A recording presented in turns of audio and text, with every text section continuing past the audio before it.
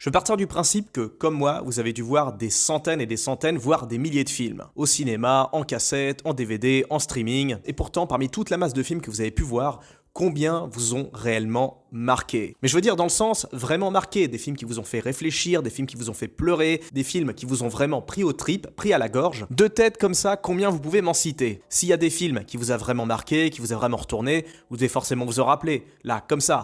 Et pourtant, non, vous voyez, c'est pas si facile. On est tellement soumis et matraqué presque continuellement par les vidéos, par le cinéma, par les séries télé, par toutes sortes de médias, sur téléphone, sur ordi, à la télé, qu'on en oublierait presque que parmi toute la masse informe de films qu'on a pu consommer dans notre vie, il y en a dans le lot qui nous ont pas laissé indifférents, loin de là. Et pourtant, si je vous demande comme ça de me citer 10 films que vraiment vous considérez comme des indispensables à voir, et je parle pas d'indispensables, Jurassic Park, Terminator 2, Des Évadés, Titanic ou des films comme ça, je parle pas de grands classiques du cinéma qu'il faut impérativement voir pour sa culture personnelle. Non, je parle pas de films, on va dire, classiques qui auront marqué la planète entière. Je ne néglige en rien la qualité de ces chefs-d'œuvre, mais en dépit de leur grande qualité, j'estime qu'il y a des films qui sont encore plus marquants. Et c'est pour ça que je vous ai préparé cette petite liste, ce petit top 10 des films à voir au moins une fois dans sa vie. Et je pars du principe qu'on va parler de films qui vont vous marquer, des films qui vont pas vous laisser indifférents. Il y en a quand même un dans la liste qui va vraiment vous choquer. Je pense pas que vous voudrez le voir plus d'une fois. Je l'ai quand même mis par principe parce que le message qu'il véhicule est très très fort. En tout cas, les films que je vais vous proposer font partie de ces films qui pourront peut-être vous pousser à une certaine remise en question personnelle, des films qui vous montreront la vie sous un autre angle, qui vous permettront d'apprendre, de découvrir ou même de relativiser sur certains trucs. Des films qui, quand on voit les critiques, les reviews, les analyses, là on s'aperçoit qu'on parle d'œuvres qui sont réellement uniques, qui sont vraiment marquantes et qui surtout marqueront votre âme et votre cœur. Allez, c'est parti pour ce top 10 personnel. Attention, je dis bien qu'il est personnel. N'hésitez pas à me donner votre avis dans les commentaires pour me dire non, ce film il m'a rien fait, ce film je l'ai pas aimé, blablabla. Donnez-moi votre avis, c'est important qu'on en discute. Je dis pas ça que pour mon algorithme, mais c'est très intéressant, c'est très important d'échanger par rapport à certains avis. Je veux votre avis, je veux votre opinion sur ces films. Je veux que vous me disiez si vous aimez, si vous aimez pas, si vous êtes d'accord, si vous n'êtes pas d'accord. En tout cas, chaque avis est intéressant, chaque avis compte. Et même si je réponds pas à tous les commentaires, croyez-moi, je prends toujours le temps de lire au moins le gros des commentaires qui sont posés. C'est très important pour moi, c'est très intéressant, c'est très enrichissant et c'est un plaisir quand je réponds d'échanger avec vous. Allez, c'est parti, let's go! En numéro 10 de cette liste, je vais mettre American Beauty. Alors ce film, personnellement, j'estime l'avoir vu au bon moment. Je l'ai vu à l'âge de 20 ans, donc 10 ans après sa sortie, et j'avais été profondément marqué par l'histoire et surtout par le message véhiculé. Alors American Beauty, c'est un film qui va pas forcément parler aux nouvelles générations. C'est vrai qu'avec le recul, on s'aperçoit que les films qui sont sortis avant 2010, avant 2005, c'est plus vraiment des films qui parlent aux nouvelles générations, aux jeunes qui sont nés dans ces années-là, qui sont nés en 2005, 2010, voilà, faut vivre avec son temps. Moi par exemple, je suis né en 90, ça me dérangeait pas dans les années 2000 et 2010 de regarder des films qui dataient des années 90, des années 80, des années 70 même, mais je m'aperçois qu'avec le temps, j'ai de plus en plus de mal à me mettre dans des films qui sont sortis avant, je veux dire, les années dans lesquelles on vit actuellement, les années postérieures, antérieures, comme on dit déjà, je me rappelle plus. Bref, vous voyez de quoi je veux parler. En tout cas, je me mets à la place des jeunes. C'est pas forcément évident de se lancer dans des grands classiques ou dans des films qui se déroulent à une époque qui n'était pas du tout la leur. Et aujourd'hui, avec toutes les séries télé, tous les films qui sortent, voilà, tout ce qui peut passer sur Netflix, machin, on est très vite largué, on est très vite dépassé, parce que à mon époque, même si les films, il y en avait déjà un bon paquet, on était quand même beaucoup plus sélectif parce qu'on n'avait pas accès à Netflix, tous ces trucs-là. Donc voilà, quand on matait un film, on le matait à fond et on faisait généralement rien à côté. Donc je pense que ce film, comme il était tourné en 98, je pense pas que les jeunes ont forcément s'identifié à ce truc-là, c'est parce que c'est plus vraiment les mêmes codes culturels qu'aujourd'hui. Les costumes, les acteurs, la technologie employée à l'époque du tournage, c'est pas des trucs qui parlent aux nouvelles générations. Je sais bien que pour certains, c'est comme des petits détails, mais ça joue quand même. On essaye de se mettre dans le contexte de l'époque, c'est pas forcément évident pour les jeunes. Alors je sais bien que vous, si vous avez 30, 40, 50 balais, vous voyez pas du tout de quoi je veux parler, mais mettez-vous quand même à la place des jeunes, mettez-vous à la place de ce qu'ils voient, mettez-vous à la place de ce qu'ils veulent, et je peux concevoir qu'American Beauty, ça intéresse pas trop les jeunes. Et pourtant, vous devez quand même le voir, parce que c'est peut-être un des rares films de son époque, et j'ai pas encore vu beaucoup d'équivalents à vrai dire, à délivrer un message qui est quand même assez puissant. Et son message, qu'est-ce que c'est? En gros, American Beauty, c'est un petit peu le film anti-French Dream ou plutôt anti-American Dream. Alors je sais qu'il y a plusieurs formes d'American Dream. D'ailleurs, faut pas oublier que l'American Dream, c'est avant tout un rêve, c'est pas forcément une réalité, parce qu'on pointe souvent les gens qui partent aux États-Unis, voilà, qui réussissent machin, mais on montre jamais ceux qui ont tenté leur chance et qui se sont foirés. Et généralement, eux, ils sont beaucoup plus nombreux. Mais bref, ça c'est encore une digression. American Beauty montre l'American Dream au sens le plus terre-à-terre possible, c'est-à-dire le couple avec enfants de la banlieue de la classe moyenne américaine, petit pavillon, petit jardin soigné, petite situation professionnelle, voilà, nickel irréprochable. Et ce film montre énormément de choses, notamment à travers le personnage principal, joué par Kevin Spacey, Lester Burman, un quadragénaire qui bosse bosse dans une agence de pub ou une boîte d'assurance. Enfin bref, je m'en souviens plus, mais il a un travail de bureau. Et le gars, tout au long du film, on pense qu'il subit ce qu'on peut appeler la crise de la quarantaine, mais en réalité, c'est davantage une renaissance, parce que crise de la quarantaine, il y a quand même un terme assez péjoratif, dans le style « Oh là là, j'ai pas profité de ma jeunesse, j'ai pas vécu assez de choses, merde, faut que je me magne vite fait avant que ce soit complètement fini, il faut à tout prix que j'en profite maintenant, c'est vraiment ma dernière chance de pouvoir vivre quelque chose. » Et bah pour le coup, c'est pas vraiment amorcé comme ça. Le personnage de Kevin Spacey a eu comme tout le monde une jeunesse, une vie, il a vécu des choses, mais quand même, il se dit « Attends, voilà, j'arrive à la quarantaine, ma vie, je ne veux pas que ce soit que ça, je veux pas que ce soit un jour sans fin, voilà, où je fais toujours la même chose, où voilà, où ma femme se désintéresse de plus en plus de moi, où je perds tout contact avec ma fille, où je ne fais pas ce que je veux, où je suis contraint d'avoir des responsabilités dans un boulot insignifiant, de subir le mépris de mes proches et de me voir finalement devenir de plus en plus léthargique au fur et à mesure que les années passent. » Et le film montre justement la renaissance de ce personnage. Il se remet en question, il se reprend en main, il se met au sport, à la muscu, au cardio, pour se sentir bien et pour plaire aux gonzesses. Et le film montre bien qu'il cherche quelque part à s'extirper de cette prison mentale. Voilà, une prison mentale à base de convenances, de codes sociaux, d'impératifs professionnels, familiales, conjugaux. Bref, il essaye de sortir de la routine, de cette routine qui peut vous casser, qui peut vous broyer avec les années. Lester Burman veut faire quelque chose qu'il faisait quand il était jeune, c'est vivre, tout simplement. Il veut reprendre goût à la vie, il veut reprendre goût à la sexualité, à l'amour, à la confiance en lui. Bref, c'est un film dont il y a beaucoup de choses à dire, mais le personnage principal, celui incarné par Kevin Spacey, est vraiment très inspirant. Bien sûr, dans ce film, c'est pas le seul à délivrer un message, c'est pas le seul à avoir une certaine épaisseur. Sa femme, jouée par Annette Bening, elle incarne typiquement la ménagère classique de la classe moyenne, qui réussit bien professionnellement, qui a une certaine ambition, mais qui, voilà, de l'autre côté, s'impose, s'inflige des cadres routiniers, un cadre professionnel très protocolaire, très anxiogène, très angoissant. On ressent vraiment le poids des codes de la société, et ça, c'est quelque chose que Lester Burman cherche à exorciser, cherche à fuir, pour justement revivre, renaître. Donc, un film à voir, si possible quand on est jeune, pour voir à peu près quel horizon on veut éviter, ou au moins apercevoir l'horizon par lequel on peut justement s'évader, si jamais on s'engouffre dans ce protocole routinier qui est la vie classique de la classe moyenne, de l'American Dream, enfin plutôt du French Dream, pour ceux qui connaissent la référence. Alors je sais que ce film, forcément, il y a des gens à qui ça parle pas du tout, il y a des gens qui sont pas du tout intéressés, qui se sentent même parfois un peu visés, dans le sens où, attends, moi j'ai la vie de ce mec, voilà, j'ai ma petite vie, j'ai ma petite famille, etc., je me sens très bien dans mon existence, je vois pas ce que ce film essaye de délivrer. Écoutez, si vous êtes bien comme ça, tant mieux, c'est très bien, et c'est même parfait, j'ai envie de dire, parce que ce serait même parfait que les gens dans ce genre de cas de figure vivent heureux, ce serait génial. Mais il y a d'autres personnes pour qui justement ce mode de vie c'est plutôt anxiogène, c'est plutôt tristouné, voilà, c'est pas vraiment ce qu'il y a de plus fun. Donc ce film quelque part montre un petit peu une sorte de voie à suivre pour éviter ces travers, et donc c'est pour ça qu'il méritait sa place dans ce top, et j'estime même avoir été assez méchant de l'avoir mis en numéro 10, car pour moi il mériterait carrément d'être dans le top 5. Maintenant qu'on a bien amorcé le truc avec American Beauty, voilà un film qui fait réfléchir, qui est très profond, très spirituel, machin, on va passer à quelque chose de beaucoup plus sérieux, quelque chose de beaucoup plus vénère, mais après on va redescendre en pression, vous inquiétez pas. Voilà, je monte de plusieurs crans pour bien marquer le coup. Après, vous inquiétez pas, on va revenir à quelque chose de plus soft. Mais en tout cas, si je mets ce film dans cette liste, là aussi, c'est vraiment pour les jeunes. Pour le coup, le film date exactement comme American Beauty, toute fin 90, début 2000, il me semble. Donc en soi, un film qui va pas forcément parler aux nouvelles générations, voilà, ceux qui ont 18 ans, ceux qui ont 20 ans aujourd'hui, mais quand même, il a quelque chose de très intemporel, quelque chose de presque figé dans le temps, notamment par la mise en scène complètement hallucinée, ultra immersive et complètement hardcore, il faut le dire, de Darren Aronofsky. C'est Requiem for a Dream. Alors, j'en avais déjà parlé dans mon top 10 sur les films, extrêmes, qui mettent pas bien, mais je veux quand même en parler, notamment pour les jeunes.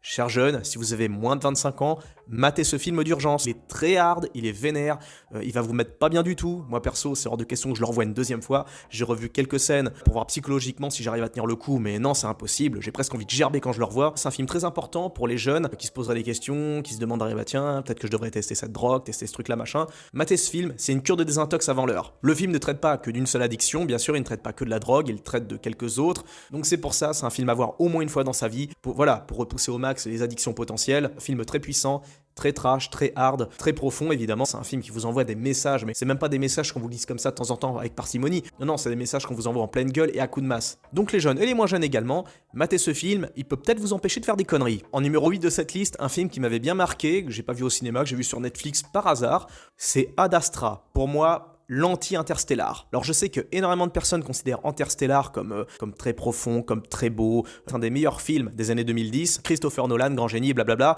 Alors Interstellar, moi personnellement, de tous les films de Nolan, c'est peut-être mon préféré justement, en partie grâce à la performance de Matthew McConaughey, que je trouve excellent d'ailleurs. C'est pour moi une des plus grosses surprises de Christopher Nolan, parce que dans ses films généralement, ces acteurs paraissent assez froids, ils semblent tous réciter des dialogues de façon monolithique, sans réelle conviction. Ils parlent comme s'ils lisaient un prompteur, ça manque d'authenticité, ça manque d'âme. Dans Interstellar, Interstellar, je trouve que les acteurs ont ce quelque chose, ils ont ce côté spontané, ils ont ce côté humain, ce côté authentique, et ça c'est quand même quelque chose qui je trouve manque beaucoup dans les personnages du cinéma de Nolan. Alors si vous avez vu Ad Astra, vous devez forcément entrer dans une de ces deux catégories. Ceux qui considèrent ce film comme un sous-Interstellar, qui est extrêmement chiant, voilà, à des années-lumière du chef-d'œuvre de Nolan, parce que très souvent on compare ces deux-là, film où ça parle beaucoup, il n'y a pas d'action, beaucoup de musique, des plans contemplatifs, etc. Ou alors vous faites partie de cette deuxième catégorie de personnes qui considèrent Ad Astra comme un très grand film, très profond, très philosophique et très touchant. Je fais partie de cette deuxième catégorie. Et je peux comprendre largement ceux de la première, parce que c'est vrai que moi quand j'ai vu la bande-annonce, je m'attendais à un gros film d'action dans l'espace, avec Brad Pitt qui tire au pistolet laser sur des cosmonautes. Ce que j'ai aimé surtout dans Ad Astra, c'est l'évolution, le personnage qu'incarne Brad Pitt. Au début, au début du film, c'est un astronaute, bardé de décorations, ultra courageux, ultra intelligent, le mec qui réussit tous les tests, il est hyper brillant, il fait des missions de ouf, et lui son obsession c'est l'espace, c'est ce qu'il y a derrière les étoiles, c'est continuer l'aventure spatiale qu'avait entamé son père. Son projet à lui, c'était d'entrer en contact avec les extraterrestres. Le père est joué par Tommy Lee Jones et son fils Brad Pitt, il a à peu près la même ambition, c'est aller dans l'espace, c'est découvrir des choses, parce que on le voit au fur et à mesure de film, il a comme une sorte de blessure profonde. Et sa blessure profonde, c'est son absence de relationnel avec son père. Parce que son père était littéralement obsédé, fanatisé, mais à un niveau psychiatrique, par l'espace, par la découverte, voilà, il voulait toujours aller plus loin. Et son fils, donc Brad Pitt, cherche justement à le rejoindre, son père. Lui aussi s'éloigne de la planète, il s'éloigne de la Terre pour chercher ce qu'il n'a jamais eu avec son père. C'est-à-dire de la complicité, des expériences, une vie normale, quoi. Et le personnage de Brad Pitt, au fur et à mesure de son voyage, il se remet en question et il s'aperçoit que finalement, la conquête de l'espace, là où il cherche à aller, ce n'est pas la solution.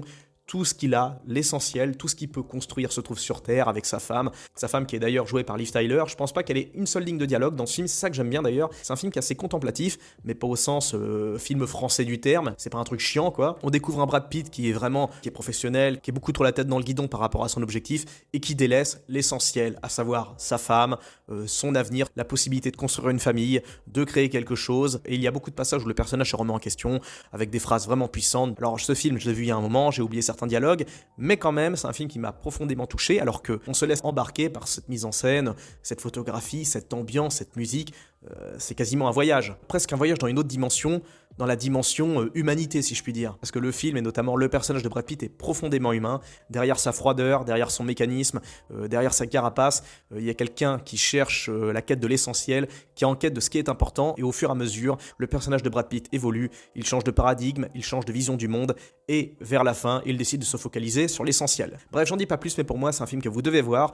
Si vous n'êtes pas vraiment fan des films contemplatifs, où ça parle assez peu, même s'il y a quand même pas mal de dialogues, des dialogues qui sont puissants, ça ne parle pas pour rien dire. En tout cas, dans Ad Astra, j'ai été vraiment marqué par le personnage de Brad Pitt, par le message de fond, par les dialogues, et c'est un film, j'estime, important à voir pour quelque part prendre conscience de certaines valeurs, de certaines notions par rapport à votre relationnel, par rapport à votre relation avec votre femme, à votre vision du monde, à ce que vous cherchez, à votre quête, est-ce que c'est la bonne, est-ce que c'est la mauvaise, est-ce que vous êtes dans le vrai, est-ce que vous êtes dans l'essentiel. C'est un film qui soulève pas mal de questions, et c'est pour ça que j'estimais qu'il méritait sa place dans ce top 10. En numéro 7, le film 300 de Zack Snyder. Alors oui, là on change carrément de style, là on est vraiment dans le film d'action bourrin, avec du sang, des mecs qui se font découper, qui se font transpercer, qui se font arracher la tête, bref, on change carrément de style, mais 300, ce n'est pas que ça. Un film qui est assez politique, parce qu'il me semble qu'au moment de sa sortie, les armées perses étaient vraiment comparées à la menace du moment, c'est-à-dire à l'époque on parlait beaucoup de l'Iran, même encore un peu aujourd'hui je pense, qui voulait avoir l'arme nucléaire, etc. Puis les 300, les thermopiles, c'était les Américains, voilà, qui se battaient pour défendre la démocratie contre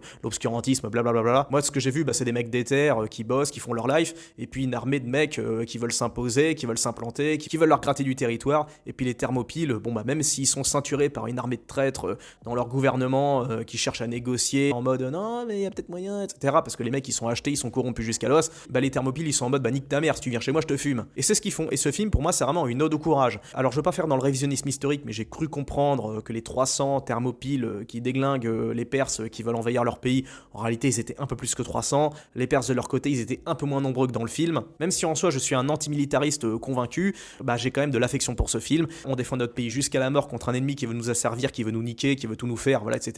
Et ce film était très apprécié au moment de sa sortie, justement. C'était un film exemplaire pour la jeunesse. Faut être viril, faut être fort, faut faire du sport, faut défendre sa terre, etc. C'est quelque chose qui manquait pas mal dans le cinéma occidental. C'est bien évidemment un film qui a fait rager, qui a créé la polémique, souvent chez les intellos de la petite bourgeoisie, donc quelque part, qu'est-ce qu'on en a à foutre. Dans les faits, le film a plu à la majorité des gens, ça a été un carton. C'est un film qui a matché dans quasiment tous les pays. Encore aujourd'hui, c'est une œuvre de référence, notamment dans les clubs de sport, dans l'armée. Voilà, c'est quand on pense aux 300 au Thermopyles, on pense à Léonidas, on pense à entraînement, on pense à liberté, on pense à force. force, on pense à beauté également, parce que le film fourmille de plans absolument magnifiques, alors que, mettez-vous dans le contexte, le film a été mis en branle en 2006, il est sorti en 2007, c'était une technologie qui était révolutionnaire pour l'époque. Je note même d'ailleurs que ce n'est pas qu'un film sur la guerre, c'est avant tout un film sur l'amour, et j'ai été vraiment marqué, touché par la relation entre Léonidas et sa reine. Et malgré le fait que les deux, la Lena Headey et Gerard Butler, Léonidas, ils aient une vie très traditionnelle, très puissante, parce que dans le film, il n'y a pas de grandes déclarations d'amour, de choses comme ça, voilà. Là aussi, tout passe par les jeux de regard, quelques dialogues très profonds, très directs, très démonstratifs. Et quand à la fin, Léonidas meurt sous les flèches des Perses avec tous ses frères d'armes,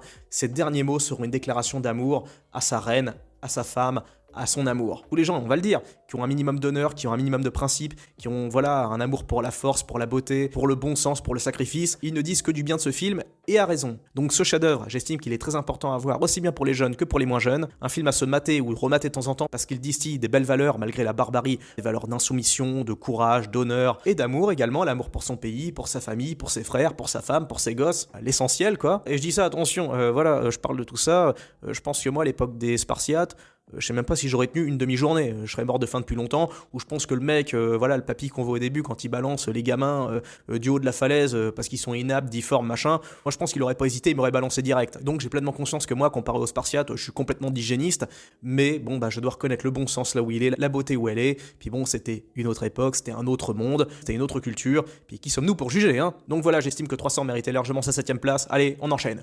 Alors en numéro 6, Rocky avec Sylvester Stallone. Alors j'avais déjà parlé brièvement de Rocky dans ce petit documentaire, hein, que je vous mets en description. C'est là, enfin, je sais plus, mais c'est dans le coin. Pour moi, Rocky, c'est sans doute le super-héros absolu. Mais le super-héros, je veux dire, réaliste, le super-héros du quotidien. Le mec qui est parti de rien, qui a pris très cher dans la vie, mais qui malgré tout reste positif, ambitieux, humble, très important, parce que Rocky est vraiment l'incarnation de l'humilité. Rocky est vraiment l'incarnation, on va dire, de toutes les valeurs saines à suivre. Fidélité avec sa femme, loyauté envers ses amis, grosse capacité de travail. Bref, le gars remplit toutes les cases. J'estime que ce film est important à voir, surtout pour les plus jeunes, pour avoir un certain exemple de modèle, pour avoir un modèle à suivre, pour ceux qui n'en ont pas. Parce que malheureusement, on dit très souvent que notre génération, enfin les jeunes, manquent de repères paternels. C'est dur ce que je vais dire, mais pour beaucoup d'entre nous, on a été mis au monde par des gars qui n'étaient pas vraiment exemplaires ou qui étaient forcément très inspirants, ou du moins on a grandi avec des gens qui étaient pas du tout inspirants, mais j'estime que c'était à peu près ce cas-là dans toute l'histoire de l'humanité. On a été très nombreux à avoir manqué de repères paternels, de repères masculins, de repères de virilité. On se dit merde, on est dans ce monde, il manque quelque chose. Tous les gars que j'ai autour de moi, c'est des tocards et des losers. Enfin, c'est chiant, quoi. Et Rocky, quelque part, c'est un petit peu le phare au milieu de la brume. C'est celui qui montre l'exemple, qui montre qu'on est capable de changer, qu'on est capable de devenir meilleur, plus fort. C'est un des êtres les plus inspirants que le cinéma ait jamais produit, donc c'est pour ça que vous devez voir ce film ou le redécouvrir. Et surtout, vous privez pas de regarder toute la saga, et surtout, ne loupez pas le dernier Rocky, Rocky Balboa, qui pour moi surclasse carrément même le premier film. Pas forcément en termes de mise en scène, mais en termes de message. D'ailleurs, si on doit parler de message, le message qui est colporté, qui est véhiculé par les Rocky, c'est continue, n'abandonne jamais, bats-toi jusqu'au bout, va de l'avant, deviens meilleur. En bref, que des valeurs universelles, des valeurs à suivre, et c'est pour ça qu'il méritait largement sa place dans ce top. Qui que vous soyez, quel que soit votre âge, quel que soit votre sexe, quelle que soit votre condition sociale, vous devez mater Rocky, et même tous les Rocky confondus. Je tiens à dire d'ailleurs que même si Rocky 1 c'est le plus vieux des Rocky, j'estime qu'il a quand même ce côté intemporel. Il a vraiment cet aspect très réaliste, on se rend pas compte, mais Rocky 1 c'est quasiment un film indépendant. On est très très loin des blockbusters qui ont été Rocky 3 et Rocky 4 par exemple. Même Rocky 2 encore cette touche film indépendant. Rocky 1 et 2 ça fait partie de cette race de films des années 70 qui ont vraiment ce côté indépendant, immersif, très accolé à la rue, un petit peu comme Taxi Driver. C'était des films très ancrés dans le quotidien, dans la psychologie des gens de la base, des gens de milieux populaires, chose que le cinéma français est incapable de faire, et même qui a jamais été réellement capable de faire d'ailleurs. J'encourage bien évidemment tout le monde à mater ce film en version originale, parce que là pareil, encore une autre réflexion, pourquoi les vieux films américains vieillissent mieux que les vieux films français? Eh ben c'est la langue, tout simplement. Quand vous matez un film en version originale en anglais, un film des années 60 et 70, eh ben ce film vieillira beaucoup moins qu'un film français des années 60, 70, voire même des années 80 et 90. Un film français des années 80 et 90 vieillira beaucoup plus qu'un film américain des années 50, 60, 70. Surtout au niveau de l'humour, parce que le problème de la langue française, c'est qu'elle évolue en fait. Alors que la langue américaine, la langue anglaise n'évolue pas. Elle reste exactement sur le même mood, même s'il y a des accents, on reste sur la même tonalité. Et il y a bien sûr des évolutions, comme toujours, mais la langue anglaise est vraiment ancrée dans quelque chose d'intemporel. Alors que la langue française, elle évolue. La façon de parler des Français des années 50 n'est pas du tout la même que celle des années 70. La façon de parler des années 90 n'est pas du tout la même que celle des années 80. Et la façon de parler des années 2000 n'a rien à voir avec celle des années 80, 90. Je parle même pas encore d'avant. Regardez les vidéos de Lina. Vous n'avez même pas besoin de remonter aux années 50 et 60 pour voir à quel point le langage a évolué. Rien que les jeunes des années 90, on voit bien que les jeunes d'aujourd'hui, ils parlent plus du tout pareil, ils ont plus du tout les mêmes codes culturels, les mêmes codes de langage, alors qu'il y a quoi? Il y a même pas 30 ans de différence. Alors que si vous regardez des interviews d'Américains dans la rue, voilà, pris sur le vif comme ça dans les années 80, 90, et ben vous apercevez que ces gens-là ont presque pas changé, mis à part au niveau vestimentaire. Alors qu'en France, au niveau de la façon de parler, ça a beaucoup changé, notamment avec le verlan qui s'est implanté, il y a le langage de la street qui s'est imposé, les anglicismes, ce genre de trucs, et la façon de parler des gens, et on voit bien que la façon de parler des gens début 2000 et aujourd'hui en 2020, je vais pas dire que c'est le jour et la nuit, mais on perçoit quand même de sacrées différences. Et dans le doublage français, ça se ressent. Il y a très peu de vieux films qui ont été doublés, qui ont bien vieilli justement. Je trouve que le doublage français vieillit prématurément les films. Mais bref, c'est un autre sujet, j'en reparlerai peut-être dans une FAQ, voilà, pour appuyer un petit peu ce que je viens de dire. Allez, on s'en fout, on passe à la suite. Alors en 5e place, on va parler encore d'un vieux film. Rocky daté des années 70, bon bah celui-là va dater des années 80, et c'est vraiment un film qui est vraiment lui aussi ancré dans son époque. Pour le coup, le doublage français, même si bien évidemment il a mal vieilli, je trouve qu'il colle toujours bien à l'ambiance, même si perso je préfère le mater en VO. Ce film, c'est Breakfast Club. Alors, si vous êtes un ado, si vous avez moins de 22-23 ans, vous devez voir ce film, non seulement pour votre culture cinématographique, mais également pour votre ouverture d'esprit. Parce que c'est un film, bon bah, moi par exemple, j'ai maté sur le tard, j'ai dû mater ça vers la fin de vingtaine. C'est un film que j'aurais aimé découvrir jeune. C'est un film que j'aurais aimé découvrir au lycée. C'était un film culte à son époque. Encore aujourd'hui, bon bah voilà, même si on voit bien que, même s'il transpire les années 80, il a toujours ce truc, il a toujours cette âme.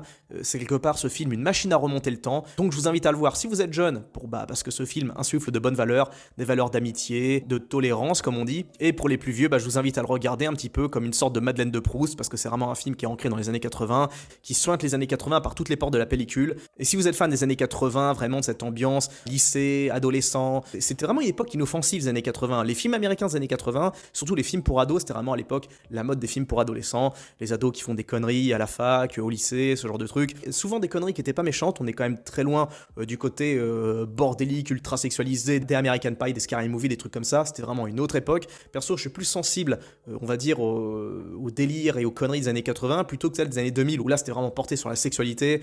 Moi, les American Pie, je sais que ça va choquer, ça n'a pas été vraiment mon délire, ça m'a pas vraiment marqué. Moi, tous les films des années 80, il y avait cette jeunesse adolescente qui découvrait le monde. Il y avait quand même certains codes, certains principes. Ils faisaient des conneries, mais c'était pas des conneries méchantes, pas des trucs vulgaires.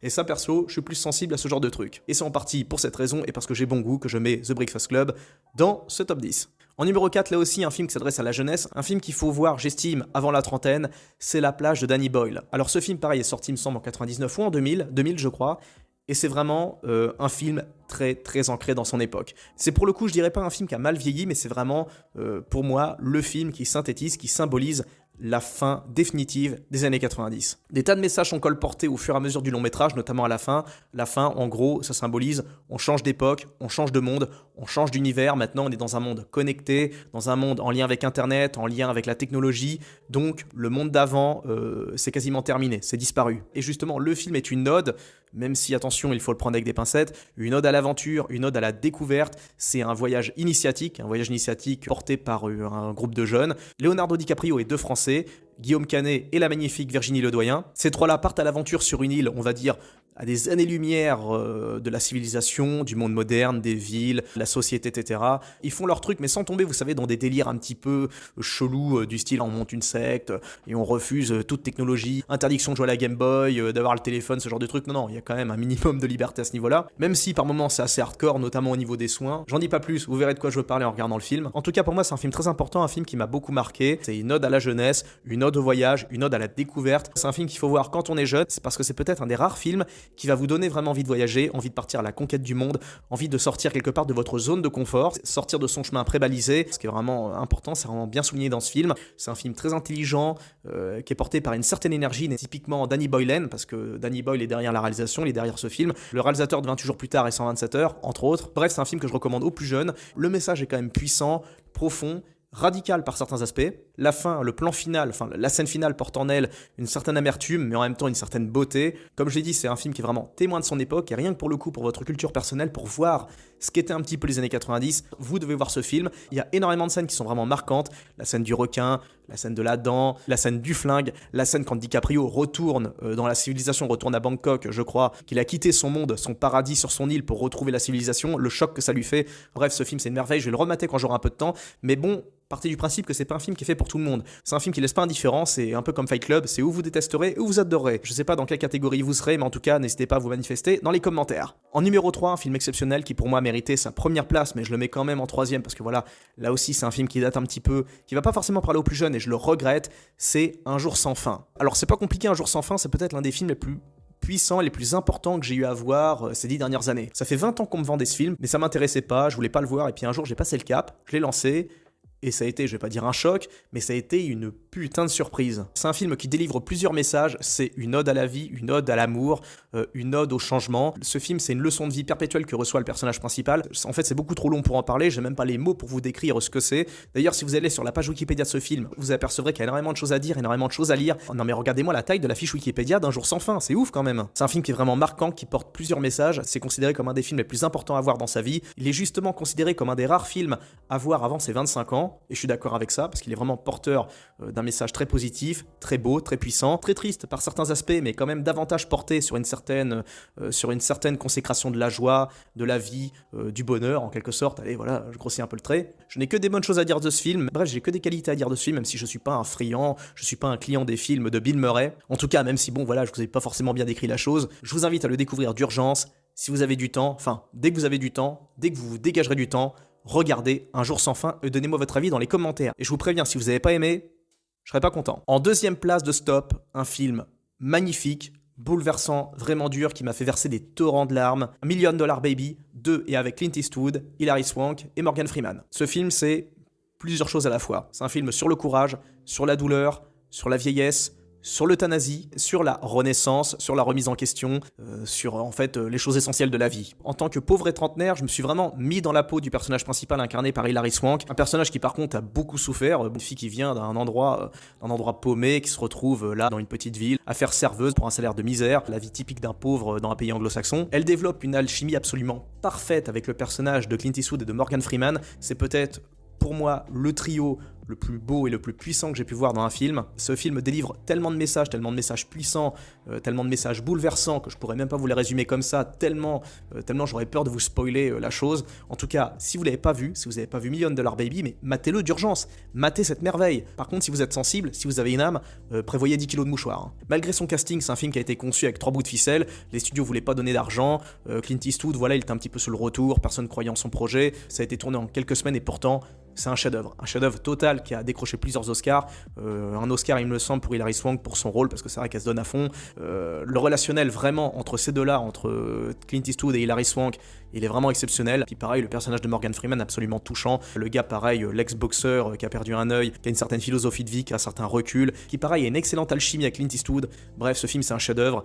J'évite de le remater, un film que je mate pas souvent tellement il est dur, tellement il est beau. C'est vraiment le genre de film que vous devez mater une fois tous les quelques années, tous les 3, 4, 5 ans, pour en fait le redécouvrir. Beaucoup disent que le meilleur film dernièrement de Clint Eastwood c'était Gran Torino, mais pour moi $1 Million Baby il le surclasse à des années-lumière. La photographie, même si elle est sobre, même si elle est très eastwoodienne, c'est-à-dire pas beaucoup de couleurs criardes, quelque chose d'assez soft, toujours un peu solennel, il y a là aussi la patte des films américains de qualité, des scènes ultra touchantes qui vous donneront envie de chialer, alors que pourtant il n'y a pas beaucoup de dialogue, voire pas un seul. Il y a des plans qui m'ont vraiment marqué, pour pas trop spoiler, il y a ce plan, cette scène, on voit Clint Eastwood, après tout ce qui lui est arrivé, dans cette église, seul, pas une musique, juste le silence, assis sur ce banc de messe. Je vous dis, c'est vraiment des scènes qui vont vous... Donc bref, qui que vous soyez, surtout si vous êtes une femme d'ailleurs, parce que l'histoire principale tourne autour d'Hilary Swank, vous devez mater $1 Million Baby, c'est un chef-d'œuvre, et c'est certainement pas un film qui va vous laisser indifférent, c'est sans doute un des rares films qui va vous donner envie de vous battre. Je sais pas contre quoi, mais ça va vous donner envie quand même. Et en number one, enfin, alors je sais pas s'il mérite sa place, mais en tout cas, c'est vraiment un coup de cœur, c'est vraiment très personnel. Si je devais être honnête, je pense que c'est $1 Million Baby qui mériterait la première place, mais pour le coup, je mets celui-là en premier, là c'est vraiment du piston, c'est antidémocratique ce que je fais. Pour moi, celui que je mets en number one du top 10 des films à voir au moins une fois dans sa vie, c'est Le Dernier Pub avant la fin du monde, d'Edgar Wright. Alors ce film, si vous êtes du genre à avoir des potes, avoir une certaine notion d'amitié, de camaraderie, de fraternité, alors vous devez voir ce film. Même si c'est un film de mecs qui tourne autour de mecs, j'ai remarqué que c'est un film qui plaît également aux meufs. Je l'ai montré à pas mal de nanas et globalement c'était assez correct, ça leur a plu. C'était pas non plus un grand chef-d'œuvre qui les aurait autant marqués que Dirty Dancing ou Titanic, mais c'était pas un film déplaisant à leur égard. Pour autant, c'est vraiment un film de mecs. C'est un des films les plus drôles que j'ai vu, mais je me suis tapé des barres en fait. Enfin non, j'ai même pas tant rigolé que ça parce que c'est tellement génial, c'est tellement malin, c'est tellement intelligent que j'avais pas envie de rigoler.